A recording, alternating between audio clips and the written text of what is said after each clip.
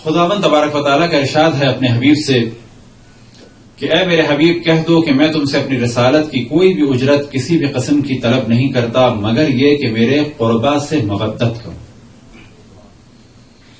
خداوند تبارک و تعالیٰ کا شکر ہے کہ اس نے ہمیں ان لوگوں میں سے قرار دیا کہ جو قربہ رسول اللہ کی مودت کے ذریعے رسول اللہ کی رسالت کی اجرت کو ادا کرتے ہیں، یعنی ہم وہ ہیں کہ جنہوں نے اسلام لیا تو بے حکم خداوند تبارک و تعالی رسول اللہ صلی اللہ علیہ وآلہ وسلم کی رسالت کی اجرت کو پہلے ادا کیا۔ لہذا ہمارے پاس جو اسلام ہے تو اس کے بارے میں کہا جا سکتا ہے کہ یہ حلال طریقے سے حاصل کیا ہے، کیونکہ ہم نے رسول اللہ صلی اللہ علیہ وآلہ وسلم کی رسالت کی اجرت کو ادا کیا، اور یہ رسالت کی اجرت درہم یا دینار یا زر و جواہر یا دنیا کی کوئی چیز نہیں ہے، یہ رسالت کی اجرت ہے مودت قربہ رسول اللہ صلی اللہ علیہ وآلہ وسلم۔ تو یہ تو تھا ترجمہ اس آیے کریمہ کا، اس آیے شریفہ کا کہ جس سے سرنامہ کلام قرار دیا۔ رسول اللہ نے صلی اللہ علیہ وآلہ وسلم نے ارشاد فرمایا کہ قتل حسین میں مومنین کے قلوب کے لیے ایک ایسی حرارت اور ایک ایسا جوش ہے جو کبھی بھی سرد نہیں ہوگا۔ یہ جو آج تمام دنیا میں امام حسین علیہ الصلاۃ والسلام کے لیے تیاریاں شروع ہو چکی ہیں، اور یہ تیاریاں اس حد تک ہیں کہ دنیا کے بہت سے خطوں میں مومنین تیار ہیں کہ ہمیں اس مودت قربہ کے جرم میں اور خصوصاً عزاداری امام حسین کے جرم میں قتل بھی کیا جا سکتا ہے۔ یہ نتیجہ ہے امام حسین کے اس خون مقدس کا کہ جس کے لیے اشرف الانبیاء نے فرمایا ان فی قتل حسین لحرارۃ فی قلوب المؤمنین لا تبردوا، کہ قتل حسین میں مومنین کے قلوب کے لیے ایک ایسا جوش ہے جو کبھی بھی ٹھنڈا نہیں ہوگا۔ جب امام حسین علیہ الصلاۃ والسلام مدینے سے نکلے تو اپنا ایک وصیت نامہ اپنے بھائی جناب محمد ابن حنفیہ کو دیا۔ اب تک تدریجاً خطبے میں ہم نے جس آیے شریفہ کو سرنامہ کلام قرار دیا اور جو روایت اشرف الانبیاء سے پڑھی ان کے ترجمے آپ کے سامنے اختصار کے ساتھ پیش کیے۔ اب وہ جملہ امام حسین علیہ الصلوۃ والسلام کا کہ جو آپ نے اپنے وصیت نامے میں لکھا تھا، اور عموماً ایام عزا میں اس وصیت نامے کے اس حصے کی جانب میں ہمیشہ توجہ دلاتا ہوں تاکہ مجلس میں آنے والوں کو بھی یہ معلوم ہو کہ وہ کیوں آئے ہیں، لیکن سب سے زیادہ ضرورت اس امر کی ہے کہ جو یہاں بیٹھے اسے بھی معلوم ہو کہ وہ کیوں آیا ہے۔ البتہ جو یہاں بیٹھتا ہے وہ آپ ہی لوگ لا کے بٹھاتے ہیں، بس یاد رکھیں اگر یہاں سے گمراہی ہوگی تو اس کا حساب آپ سب سے ہوگا۔ ایک عام ہمارے یہاں تاثر خصوصاً انڈیا اور پاکستان میں یہ ہے کہ جی مجلس عزا میں اصلاح کی باتیں اور امر بالمعروف یہ مناسب نہیں ہے عمل، لہذا آپ کو تعجب ہوگا کہ بہت ساری دنیا بھر کی امام بارگاہوں میں اسلامک سینٹرز میں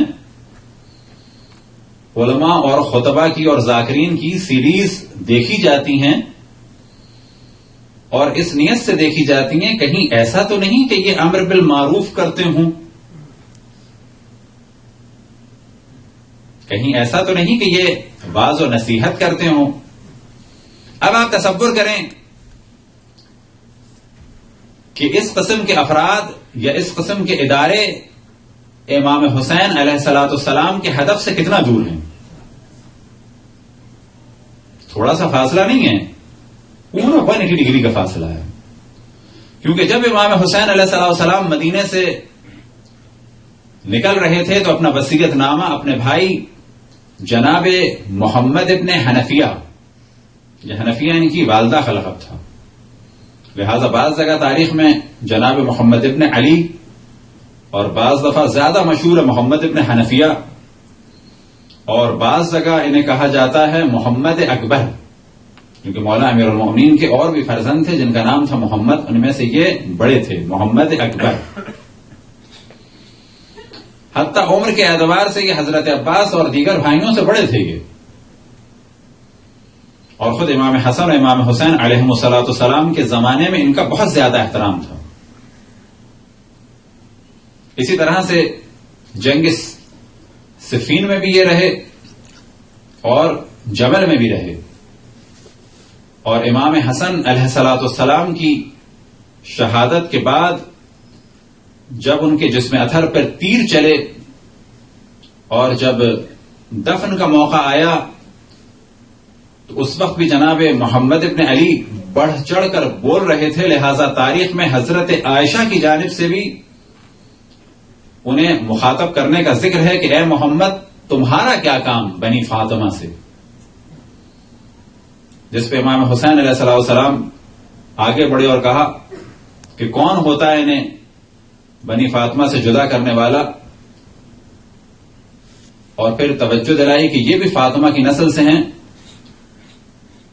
اور کہا کہ یہ فاطمہ کی نسل سے ہیں، ہاں یعنی فاطمہ بنت اسد کی نسل سے ہیں اور فاطمہ مخزومیہ کی نسل سے ہیں.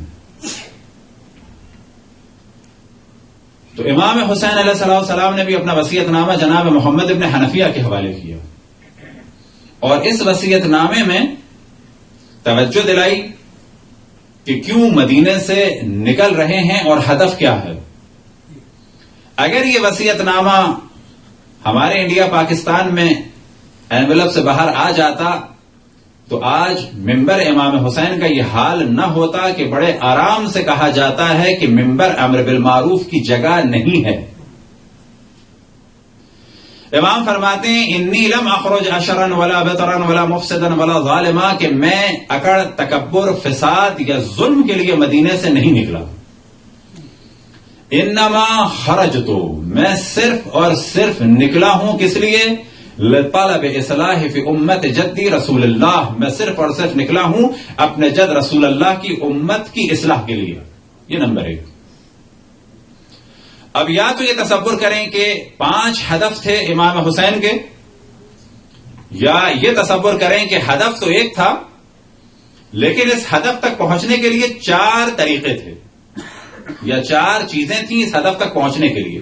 بس یہ بھی کہا جا سکتا ہے کہ امام حسین علیہ السلام کے 5 ہدف تھے، اور یہ بھی کہا جا سکتا ہے کہ امام حسین علیہ السلام کا ہدف ایک تھا اور اس ہدف کو حاصل کرنے کے لیے 4 چیزیں تھیں. لہذا فرماتے ہیں انما خرجت لطلب اصلاح فی امت جدی رسول اللہ، میں صرف اور صرف اپنے جد رسول اللہ کی امت کی اصلاح کے لیے نکلا ہوں. لیکن آج ہمارے یہاں بعض جگہ گفتگو ہوتی ہے کہ مجلس کو اصلاح کی جگہ ہے. اب آپ تصور کریں کہ اگر مجلس اصلاح کی جگہ نہیں ہے تو پھر کون سی اصلاح کی جگہ ہوگی؟ بس ہدف اول اصلاح امت امام حسین. اريد ان آمر بالمعروف، میں چاہتا ہوں کہ امر بالمعروف کروں، وانہی عن المنکر، میں چاہتا ہوں کہ نہیں عن المنکر کروں. امر بالمعروف یعنی نیکی اور اچھائی کی جانب دعوت دوں، ونہی عن المنکر یعنی برائی سے روکوں. بس امام حسین مدینے سے کیوں نکلے؟ اس کا ایک ہدف کیا تھا؟ اريد ان آمر بالمعروف، میں چاہتا ہوں کہ امر بالمعروف کروں، وانہی عن المنکر، میں چاہتا ہوں کہ نہیں عن المنکر کروں. واصیر بسیرت جدی رسول اللہ و ابی علی ابن ابی طالب، اور میں چاہتا ہوں کہ اپنے جد رسول اللہ اور اپنے والد علی ابن ابی طالب کی سیرت پر عمل کروں. صلوات پڑھیں بر محمد و آل محمد. اب یہ 5 ہدف تھے، یا یہ کہ ہدف ایک تھا اصلاح امت، اور اصلاح امت کا دار و مدار ہے کس پہ؟ امر بالمعروف نہیں عن المنکر، سیرت رسول اللہ اور سیرت مولا امیر المومنین پر. سیرت مولا امیر المومنین سے کیا مراد؟ کہ یہاں پر امام حسین نے کلیئر کر دیا کہ بعد رسول اللہ صلی اللہ علیہ وآلہ وسلم ہمارے لیے جو حجت ہے وہ سیرت مولا امیر المومنین ہے، اور سیرت مولا امیر المومنین سے مراد یعنی سیرت ائمہ اثنا عشر، یعنی 12 ائمہ کی سیرت. بس اصلاح کیسے ملے گی؟ امر بالمعروف نہی عن المنکر. امر بالمعروف اور نہی عن المنکر کے بیسس کیا ہونے چاہیے؟ سیرت رسول اللہ اور سیرت مولا امیر المومنین علیہم الصلاۃ والسلام. اب اتفاق سے ہم نے اپنی ویب سائٹ میں بھی اس وصیت نامے کے حصے کو وال پیپر کے طور پہ جو ہے وہ اپلوڈ کیا ہوا ہے، اور اتفاق سے ہمارے ذہن میں بھی تھا کہ اس کو بنوا کے لا کے دیں، جہاں بھی جائیں امام بارگاہ میں دیں.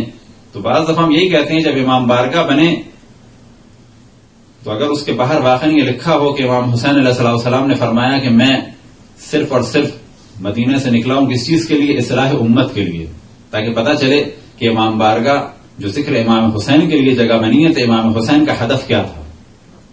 امام حسین کا ہدف تھا اصلاح امت، امر بالمعروف نہی عن المنکر، سیرت رسول اللہ اور سیرت مولا امیر المومنین.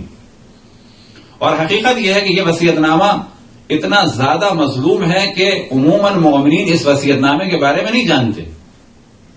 اور یہ وصیت نامہ ہم تقریباً ہر پہلی مجلس میں جانے توجہ دلاتے ہیں کہ یہاں بھی لکھا ہونا چاہیے پیچھے، تاکہ ادھر بیٹھنے والوں کو پتا چلے کہ یہ محفل کس کی ہے اور ان کا ہدف کیا تھا. اور یہی وصیت نامہ ایک سامنے بھی لگنا چاہیے تاکہ ادھر بیٹھے ہوئے شخص کو بھی پتا ہو کہ وہ کس کا ذکر کر رہا ہے اور جن کا ذکر کر رہا ہے ان کا ہدف کیا تھا.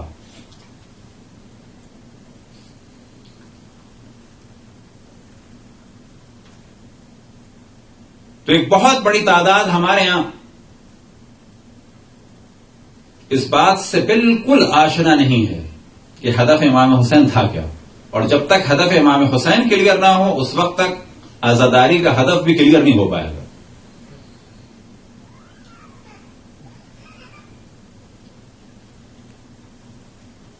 محرم سے پہلے یعنی آج اور محرم کے بعد یعنی تقریباً 9 ربیع الاول کو ایک حساب لگانا چاہیے. بس آج سے ایک حساب کتاب شروع کیا جائے. وہ یہ کہ دیکھا جائے کہ آج اس وقت تک اس دین کے بارے میں کہ جس دین کے لیے امام حسین علیہ السلام نے اپنے آپ کو قربان کیا، بس سوال کیا جائے کہ امام حسین نے اپنے آپ کو قربان کیا، جواب ملے گا ہاں. کس چیز کے لیے؟ دین کو بچانے کے لیے. دین کس کے لیے بچایا؟ بچا؟ ہاں بچا. کس کے لیے بچایا؟ گھوڑوں کے لیے، گدھوں کے لیے، جنگل کے جانوروں کے لیے دین بچایا؟ جواب ملے گا انسانوں کے لیے. بس اس دین کا ہم کیا کریں؟ ایک خوبصورت سا پینڈولم بنائیں، سونے کا اور چاندی کا اور مثال کے طور پہ پلیٹینم کا یا وائٹ گولڈ کا، اس میں خوب ڈائمنڈ وائمنڈ لگوا کے اس میں دین لکھ دیں اور اس دین کو اپنے سینے سے لگا لیں. اس لیے بچایا تھا؟ جواب ملے گا نہیں. اس دین پر عمل کریں. بس اگر کوئی کہتا ہے کہ دین پر عمل نہیں ہو سکتا تو وہ انڈائریکٹ وے میں یہ کہنا چاہتا ہے کہ جس دین کے لیے امام حسین نے اپنے آپ کو قربان کیا وہ معاذ اللہ بیکار چیز تھی، پریکٹیکل کے قابل نہیں تھی. وہ امام حسین علیہ السلام نے اپنا سب کچھ قربان کر دیا معاذ اللہ اس چیز کے پیچھے کے جو کام کی نہیں ہے.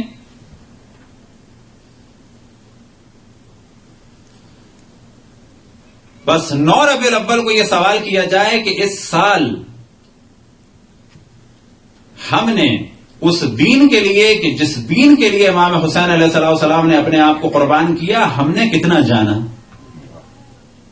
کیونکہ دین کی قدر و قیمت کے لیے اتنا کہہ دینا کافی ہے کہ یہ دین حضرت آدم سے لے کے حضرت خاتم تک انبیاء لائے. اس دین کی حفاظت کے لیے خداوند تبارک و تعالیٰ نے ائمہ اثنا عشر کو منتخب فرمایا. اس دین کی حفاظت کے لیے ائمہ علیہم الصلوۃ والسلام نے اور خصوصاً امام حسین نے اپنے آپ کو، اپنی آل کو، اپنی اولاد کو، اپنے بھائیوں کو، اپنے بھتیجوں کو، اپنے بھانجوں کو، حتیٰ اپنی بہنوں کی چادروں کو قربان کیا. یہ دین اتنا قیمتی ہے. بس اس دین کے بارے میں ہم نے کیا جانا؟